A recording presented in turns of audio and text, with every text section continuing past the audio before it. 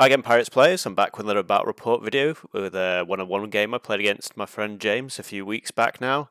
It was a bit of a strange game with quite a few twists and turns, so hopefully it's one that you guys will enjoy. I used my pools format again for this video, just to explain the green and red names here. Those I've just done some tweaking some of the pools. It's a constant work in progress. But the red ones are ones I've just knocked down a pool, and the green ones I pushed up one to try and do some rebalancing there.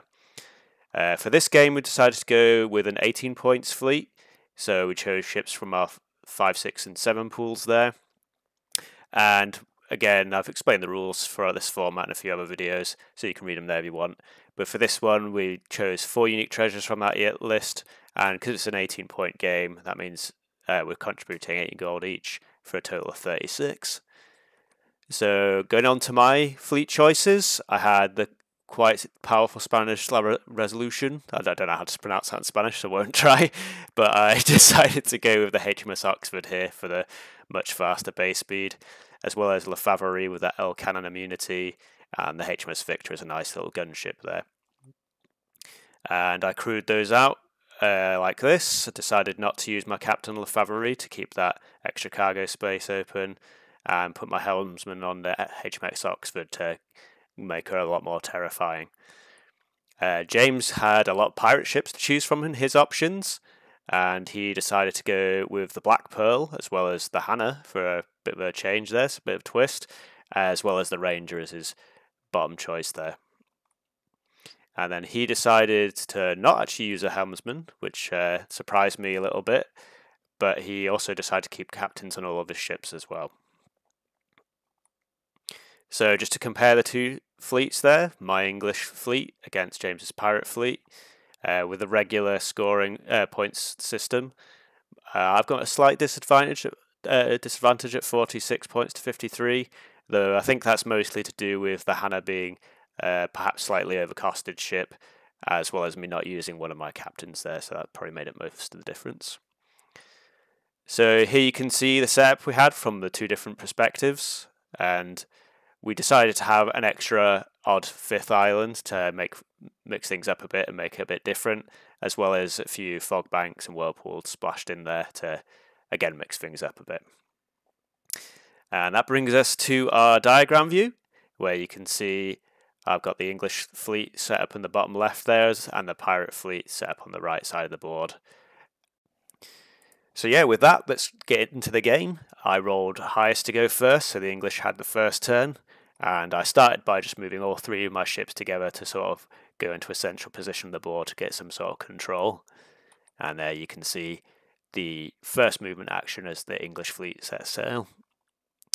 Pirate turn 1, and the Hannah actually immediately decides to try and chance it through the whirlpool as the Ranger goes to that Star Island, and the Black Pearl also sort of moves for a sort of central position.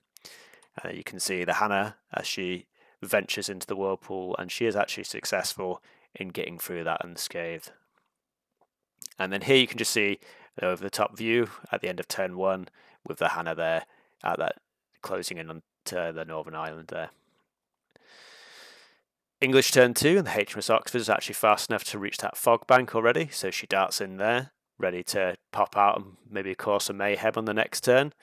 And the HMS Victor follows along slightly slower in support. Unfortunately for La Favori, she isn't actually quite able to reach the Sun Island on this turn. And there you can see the HMS Oxford ready to strike. Pirates turn 2, and the Hannah manages to reach that North Island, which the Ranger does not manage to do with the Star Island, just a little bit out of range there. And the Black Pearl moves to try and block for the Ranger for the HMS Oxford's potential a strike on the next turn. And then yeah, you can see the Hannah docking up at that North Island as things start heating up on the other side of the board there. The English turn 3, and I decide to start my turn by seeing what the fog bank roll gives me. And I do get quite aggressive roll coming out the right hand side there, and I decide to pull up right behind the Black Pearl and unleash a volley of firepower. And with the HMS Oxford's pretty nice guns, I do successfully score 3 hits against the Black Pearl, majorly crippling the pirate fleet's most powerful ship. And then with that, decide to move the HMS Victor in to try and support, though she doesn't quite manage to get in the range of the Black Pearl. And I decide, with how well that first shot action's gone, that I've probably got enough time for Lefavre to actually go to the Moon Island and grab treasure there instead of the Sun Island. Pirates turn 3, and Hannah decides to start off by exploring that North Island. Unfortunately for her, she finds the cannibal's unique treasure, which eliminates her lowest cost crew, which in this case is the oarsman. But she does pick up, with her very limited cargo space, one treasure from the island, so let's hope that one was worth it. The Black Pearl then continues the turn by moving back towards her home island, hoping that she's maybe able to reach that on the next turn. But on her way, she does fire off a shot with the help of a musketeer and scores one successful hit against the HMS Oxford there. The Ranger then moves in to assist, and with the help of a cannoneer, actually hits incredibly all 3 of her shots, leaving the HMS Oxford derelict, which majorly stymies my plans here. And that photo there is a little bit fuzzy, unfortunately, but you can see my most powerful ship's now left derelict, leaving me with far less options. English turn 4, and like I said, things are not looking quite as good as I'd hoped they might be the turn before, but we continue on. Lefavre manages to reach the Moon Island and explore straight away with her explorer on board, and she reveals the rum unique treasure, which is worth a very nice 5 gold in this game, as I've only got 1 crew on board, but that does have the downside that means Lefavre is going to miss her next turn. The HMS Victor then pulls up behind the Ranger to try and get some revenge, and opens fire, and with the help of a musketeer is actually successful in hitting 3 more shots against the Ranger, leaving her derelict as well. And you can see in this photo just how much damage has been done already in these first couple of turns, and the Black Pearl is just about able to get away with her 1 mast. So Pirates turn 4, and the Black Pearl does reach home island so that she can try and repair on the next few turns, and then the Hannah comes back from the North Island after retrieving her 1 gold through that whirlpool, and miraculously is successful with at avoiding taking any damage again there. So yeah, there you can see the Black Pearl making it home, as well as the 2 derelict ships from either side there. English turn 5, and unfortunately Lefavre is missing her turn because of the rum. But the HMS Victor moves into contact with the Oxford to try and put her into towing position, and just before doing so, she does unleash another wave of cannon fire onto the Ranger and sinks her, making her the first sunk ship of the game. And like I said, after that, the HMS Oxford was moved into the towing position there. So it moves on to the Pirates turn 5, and the Black Pearl just repairs 1 of her masts, as well as the Hannah bring back her 1 treasure, which, while it is only 1, does currently put the pirate fleet ahead.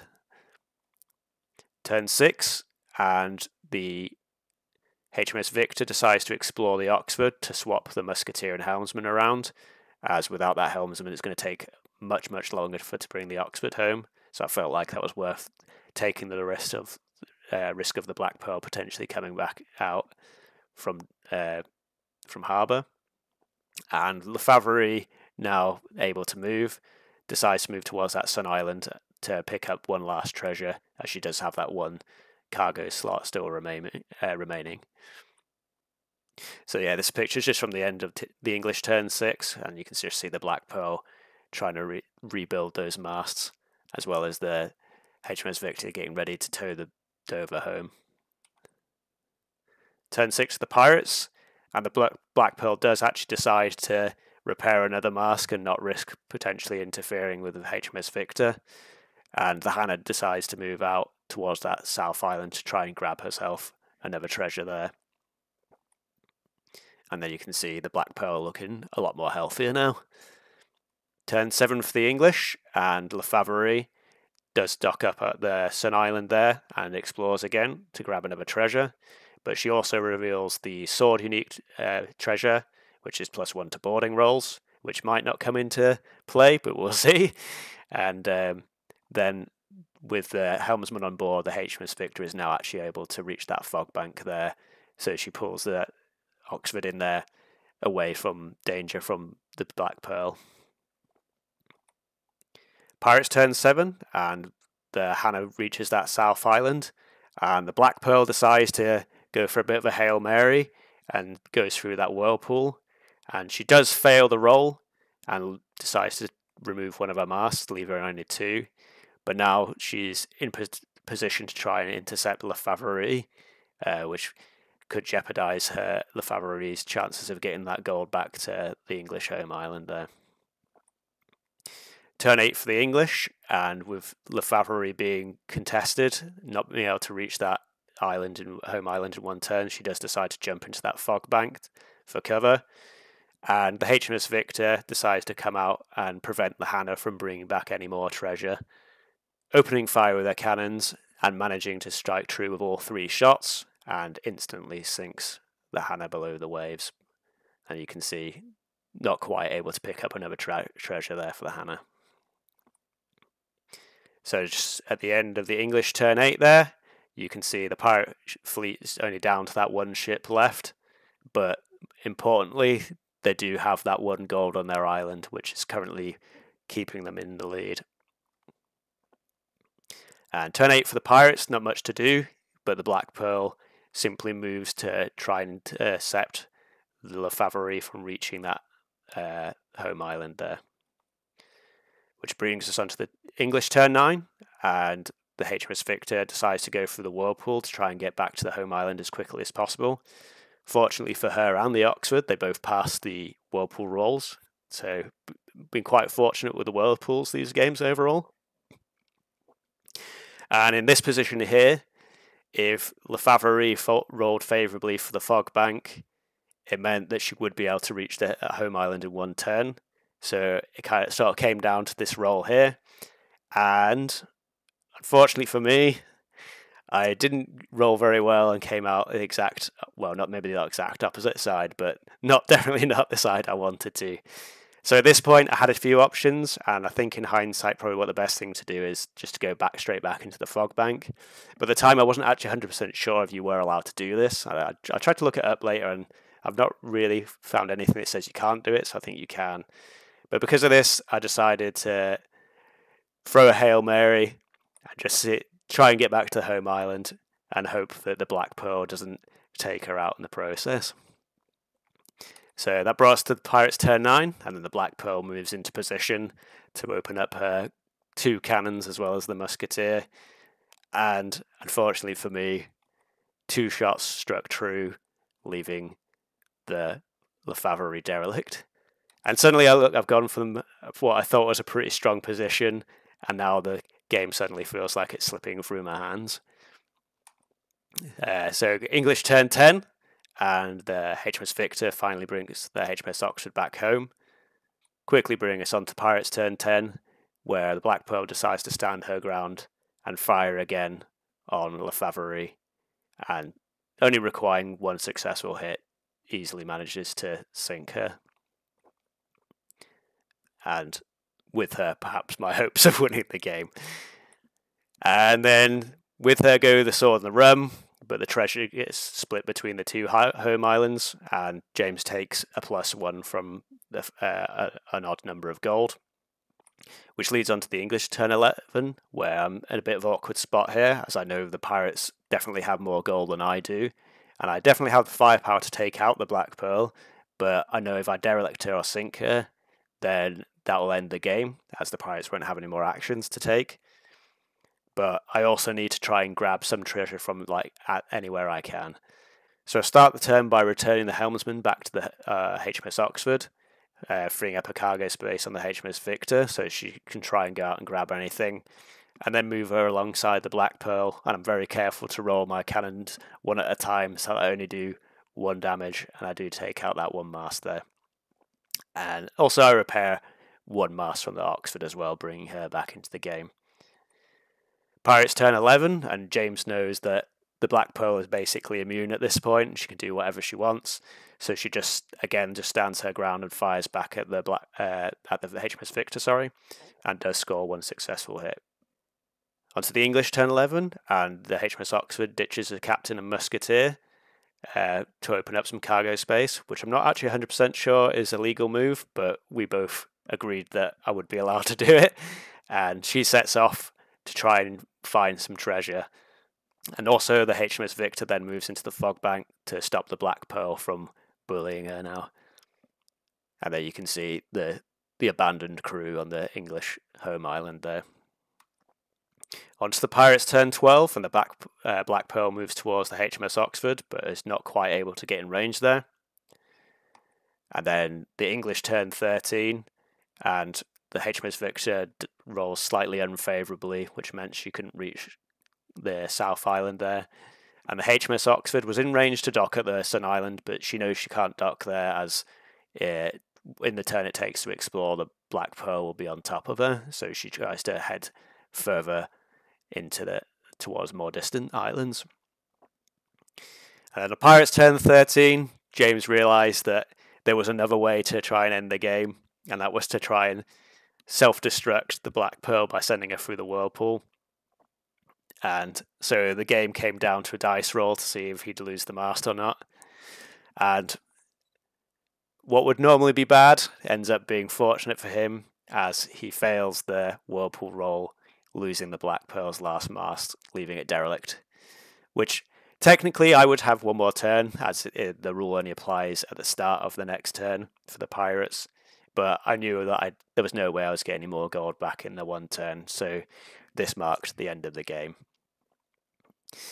So, what ended up being quite a topsy-turvy game, where I thought I was in a really commanding position. The Pirates ended up winning with 10 gold to the English 6. And I was faced a humbling defeat.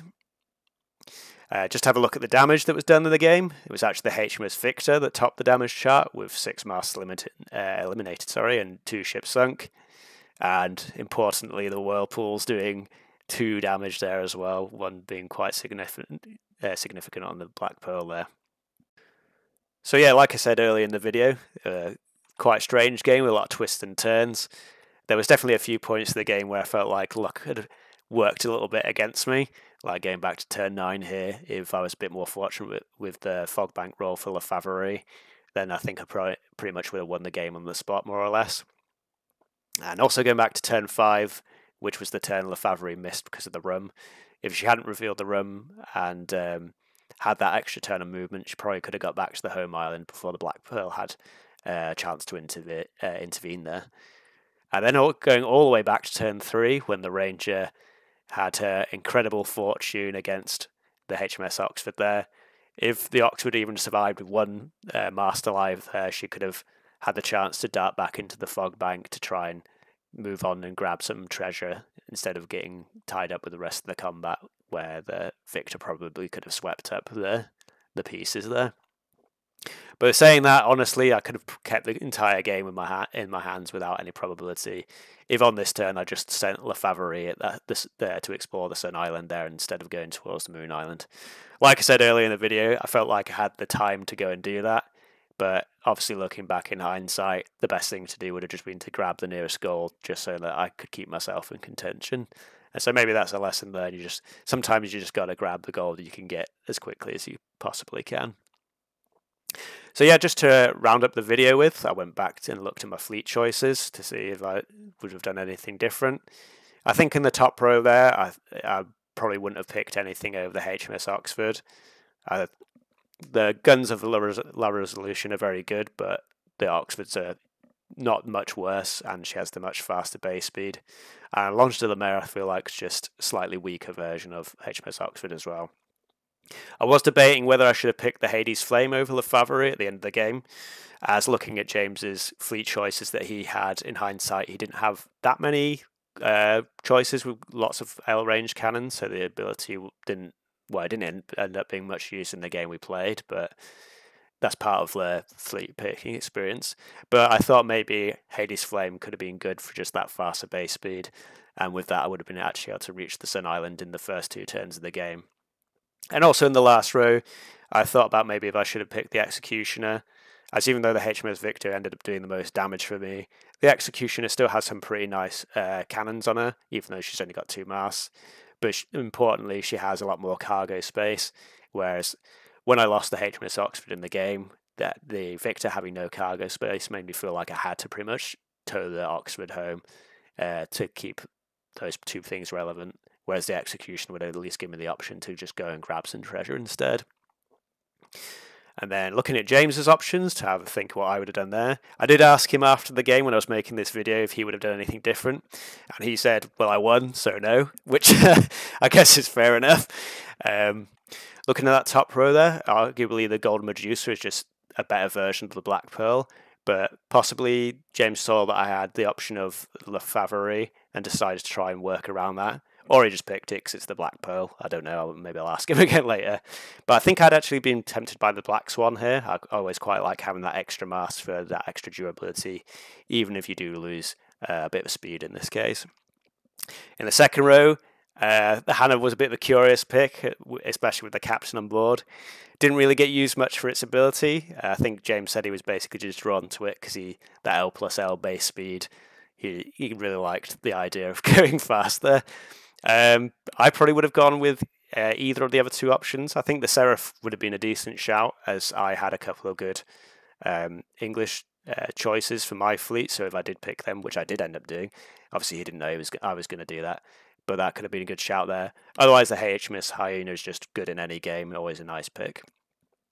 In the bottom row, I think the Ranger's fine, but if I had gone for the HMS Hyena or a Seraph, I think I'd been a bit more tempted by the Barnacle with the L immunity, as with either the Seraph or Hyena, it had more firepower, which the Ranger's not got that great firepower anyway, and the Barnacle just has that extra cargo space, and just could have just used her as a pure runner. But yeah, so that brings us to the end of the video, and this picture here is just of another game I played just after Christmas, hence the Christmas-themed tablecloth there. And I'm hoping to actually make another video for that, hopefully in the next couple of weeks. So yeah, hopefully you enjoyed this game, and look forward to the next game I've got hopefully coming out in the future. So again, thanks for watching, and see you next time.